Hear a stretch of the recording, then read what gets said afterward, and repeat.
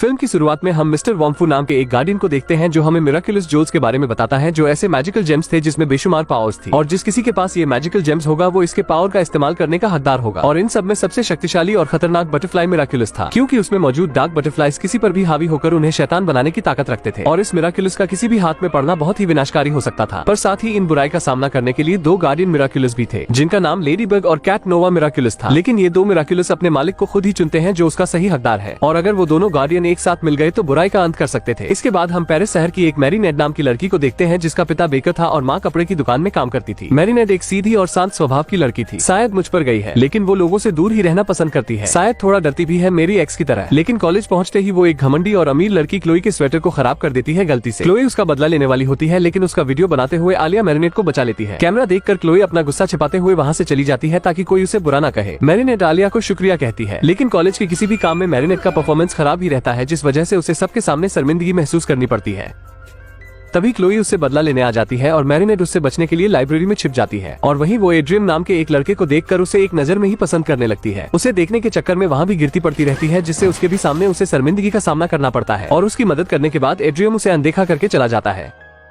दूसरी तरफ हम एड्रियम के डैड को देखते हैं, जो सबसे सक्सेसफुल रिच फैशन डिजाइनर थे, लेकिन उसका बाप अपने काम में इतना बिजी रहता था कि खुद के बेटे एड्रियम के लिए उसके पास समय नहीं रहता था। एड्रियम की माँ कब की चल बसी, और अब उसका पिता भी उसके साथ समय नहीं बिताता, इसलिए एड्रियम हमेशा खुद को अकेला पाता है। वो बटरफ्लाई मिराकुलस उसके पिता के ही पास है, जो बाकी मिराकुलस से अधिक शक्तिशाली है। वो बटरफ्लाई मिराकुलस से उस महान ताकत की बात करता है जिससे वो अपनी मरी हुई पत्नी को जीवित कर सके, पर उसमें रहने वाली एक छोटी क्रीचर जिसे क्वामी कहा जाता था, वो उसे बताती है कि मैं तुम्हारी ये मुराद पूरी नहीं कर सकती। किसी को जीवित करने की ताकत सिर्फ लेडीबग और कैट नोवा गार्डियंस के पास है। वो उससे पूछता है कि ये दोनों मुझे कहाँ मिलेंगे। तब क्वामी उसे बताती है वो तभी आते हैं जब कोई विनाश होता है। ये सुनने के बाद गैब्रियल सोचता है कि अगर विनाश ही एक रास्ता है तो मैं पूरी दुनिया को विनाश के आग में जलाकर राख कर दूंगा। इसके बाद वो बटरफ्लाई मिराकुलस को खुद पर लगा लेता है, जिससे उसमें मौजूद ढेरों की संख्या में बटरफ्लाइज, जिसे अकुमा कहते थे, वो सारे बाहर निकल आते हैं और उसके शरीर और दिमाग पर हावी होने लगते हैं। वो किसी के भी दिमाग को राक्षस बना देते थे, जिससे विनाश होना निश्चित है। वांगफू को इस बात का एहसास हो जाता है। वो लेडीबग और कैट नोवा मिराकुलस को आजाद करने का फैसला करता है, ताकि वो अपने सही मालिक को चुनकर बुराई का सामना करने के लिए तैयार रहें। लेकिन उनके बॉक्स को खोलते ही वो अपने मालिक को ढूंढने निकल जाते हैं। दूसरी तरफ मैरीनेट जब क्लोई से बचने के लिए भाग रही होती है, उसी दौरान वो अपनी जान की बिना परवाह किए वांगफू को उस मिराकुलस को पकड़ने के दौरान बस के सामने से बचा लेती है। वांगफू ये देखकर यकीन ही नहीं करता कि एक बच्ची ने उसकी जान बचाई, वो भी अपनी जान की परवाह किए बिना। तभी लेडीबग फौरन उसे अपना ओनर चुन लेती है और उसके बैग में चली जाती है। सच कहूँ तो ऐसी लड़की किस्मत वालों को मिलती है। जब वो अनजान बुड्ढे को बिना कुछ सोचे बचा सकती है, तो सोचो अपने एक्स के लिए वो क्या करती। कहीं आप तो अपनी एक्स के बारे में नहीं सोचने लगे कि इस लड़की की जगह आपकी एक्स होती और बुड्ढे की जगह आप।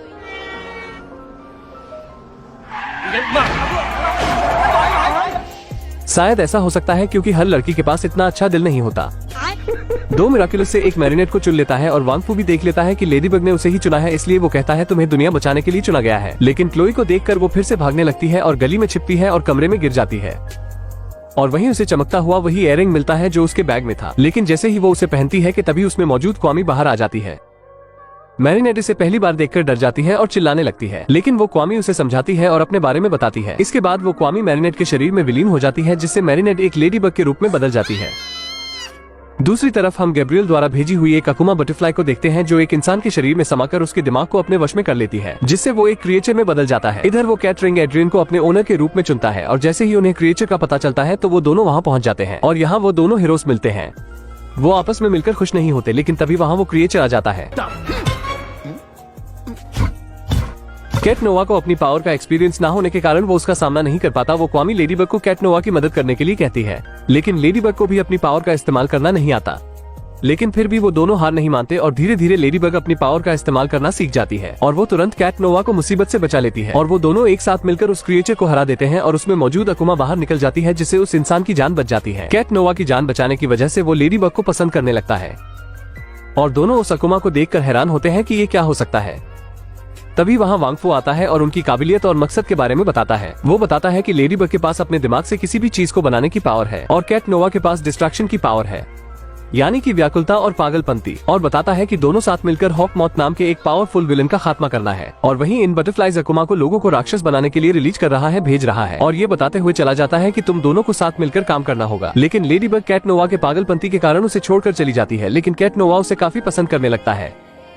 घर जाने के बाद भी वो लेडी बग के बारे में सोचता रहता है कि कैसे उससे दोस्ती करे। और इधर मैरिनेट आज के हुए हादसे के बाद काफी डर जाती है और वो दोबारा लेडी बग न बनने का फैसला करती है, इसलिए वो उस क्वामी को बाहर फेंक देती है ताकि उसका ओनर कोई और हो सके। लेकिन वो हर बार वापस आ जाती है क्योंकि एक प्यार और दूसरी खतरनाक बीमारी और तीसरी पावर ये कभी छोड़कर नहीं जाती, भले से आप दुनिया छोड़ दो। इधर बटरफ्लाई मिराक्युलस की क्वामी गैब्रियल से कहती है कि तुम अपनी वाइफ को वापस पाने की चाहत में बुराई को अपनाते जा रहे हो, ये काफी हद तक गलत है और तुम इन अकुमा बटरफ्लाई के जरिए लोगों को शैतान बनाकर दुनिया को तबाही की ओर ले जा रहे हो। लेकिन वो उसकी एक भी बात नहीं सुनता और खुद को इस मिराक्युलस की मदद से खुद को हॉक मॉथ में बदल लेता है। वो जल्द से जल्द लेडी बग और कैट नोवा से मिलने के लिए दुनिया को विनाश की और ले जाना चाहता था ताकि वो लेडी बग और कैट नोवा की मदद से अपनी पत्नी को जीवित कर सके। वो अपनी ताकत का गलत इस्तेमाल करते हुए क्रिमिनल्स को जेल से आजाद कर देता है ताकि वो अपनी अकुमा की मदद से उन्हें अपनी वश में करके उनसे हर तरफ तबाही करवा सके। अगले दिन उसके अकुमा के वश में हुए 2 क्रिमिनल बैंक को लूटने बैंक पहुंच जाते हैं और जब पुलिस उन्हें रोकती है तो वो अपना आतंक फैलाने लगते हैं। इधर एड्रियन अपने दोस्त के साथ मेले में घूमने आया होता है जहाँ वो लेडी बग के ख्यालों में होता है। तभी वहाँ आलिया और मैरिनेट आ जाती है। यहाँ नीनू और आलिया एक दूसरे को पहले से जानते थे, इसलिए वो दोनों रोलर कोस्टर में जाने का फैसला करते हैं। मैरिनेट और एड्रियन को भी अपने साथ चलने को कहती है, लेकिन तभी एड्रियन को उसके पिता का फोन आ जाता है जो उसे बाहर खतरा होने के संदेह से घर बुला लेते हैं, इसलिए एड्रियन को वहाँ से जाना पड़ता है। इधर वो दोनों इविल क्रिमिनल्स अपने आतंक को फैलाने के लिए उसी मेले में आ जाते हैं और हर तरफ अपनी शक्तियों से तबाही मचाने लगते हैं।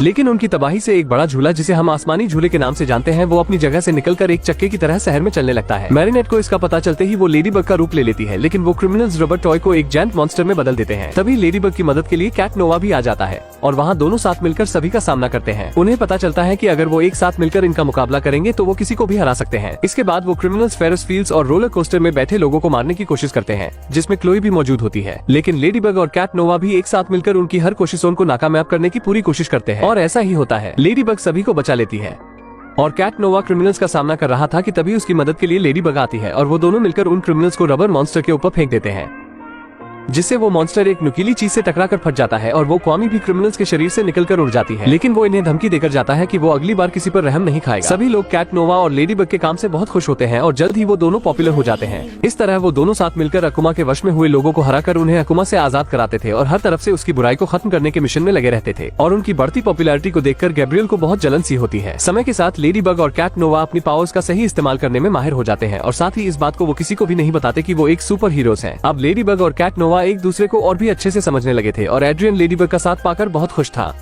मैरिनेट एड्रियन को चाहती थी। एक दिन कैट नोवा मौका पाकर लेडी बग को अपने दिल की बात बता देता है, लेकिन वो एड्रियन को पसंद करती थी, इसलिए वो कैट नोवा को मना कर देती है। उसे नहीं पता है कि ये एड्रियन ही उसे अपने दिल की बात बता रहा है। और अगले दिन मैरिनेट हिम्मत करके एड्रियन को प्रपोज करती है, लेकिन वो लेडी बग को चाहता था, इसलिए वो मैरिनेट को मना कर देता है। इधर गैब्रियल की हर चाल नाकाम जाती है, इसलिए गैब्रियल को गुस्सा आता है और वो लेडी बग और कैट नोवा को मारकर उनका हासिल मिराक्युलस लेने का डिसाइड करता है ताकि वो खुद ही उस पावर का इस्तेमाल करके अपनी पत्नी को जीवित कर सके। इसके बाद वो खुद सामने आकर अपना सबसे बड़ा आतंक फैलाना शुरू कर देता है। लेडी बग को पता चलते ही वो वहाँ पहुँच जाती है जहाँ हॉक मॉथ है, लेकिन एड्रियन अपने कमरे में ही सो रहा होता है, जिससे लेडी बग अकेले हॉक मॉथ का सामना नहीं कर पाती।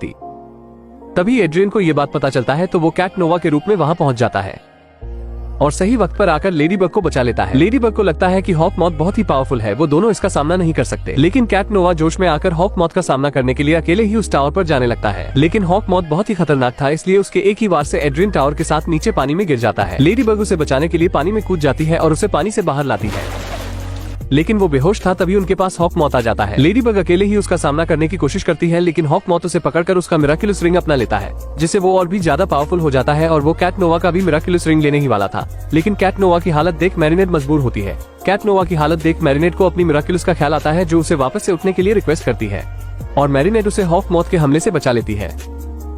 कैट नोवा का मार्क्स टूट जाता है, जिससे हॉक मॉथ को उसकी सच्चाई का पता चल जाता है कि वो तो उसका ही बेटा एड्रियन है। ये देख उसे समझ में आ चुका था कि वो कितनी बड़ी गलती कर रहा था और उससे भी बड़ी गलती अब वो करने वाला था। वो अपनी सभी तबाहियों को रोक देता है और अपने असली रूप में वापस आ जाता है। ये देख एड्रियन हैरान हो जाता है कि उसके पिता ही इस पूरी दुनिया को तबाह बर्बाद करने में लगे थे। इसके बाद गैब्रियल एड्रियन से माफी मांगता है और बताता है कि वो उसकी माँ को जीवित करने के लिए इतना अंधा हो चुका था कि उसने सही और गलत का फर्क ही भूल गया, लेकिन अब उसे अपने किए का बहुत ही अफसोस था। ये सुनकर एड्रियन अपने पिता को माफ करके गले से लगा लेता है। इसके बाद मैरिनेट को अपना मिराक्युलस वापस से मिल जाता है और तभी वहाँ वोंग फू भी आ जाता है। जो गार्डियंस मिराक्युलस थे वो अपने सही चुनाव से बहुत ही खुश होता है और लेडी बग उसे गैब्रियल का बटरफ्लाई मिराक्युलस वापस कर देती है। इसके बाद वो अपनी शक्तियों का इस्तेमाल करके गैब्रियल द्वारा नुकसान किए हुए हर चीज को वापस से सही कर देती है और लास्ट में एड्रियन और मैरिनेट को एक दूसरे की असलियत पता चल चुकी थी और वो दोनों एक हो जाते हैं। पता नहीं मेरी बारी कब आएगी। खैर छोड़ो, आपके एक्स का क्या नाम है कमेंट में हमें जरूर बताना। अगर आपके पास ये सब नहीं है तो खुद को अनाथ ना समझे और ये मत सोचना कि आपको कोई गोद लेने आएगी। सब्सक्राइब करिए और हमारे अनाथ आश्रम में आ जाइए। यहाँ 37 लाख से ज्यादा अनाथ बच्चे और बूढ़े रह रहे हैं जो पिछले 90 दिनों से लापता हैं। शायद उन्हें कोई गोद ले लिया होगा। ऐसे ही वीडियो हर संडे को चाहिए तो वीडियो को सिर्फ लाइक करिए, हम समझ जाएंगे।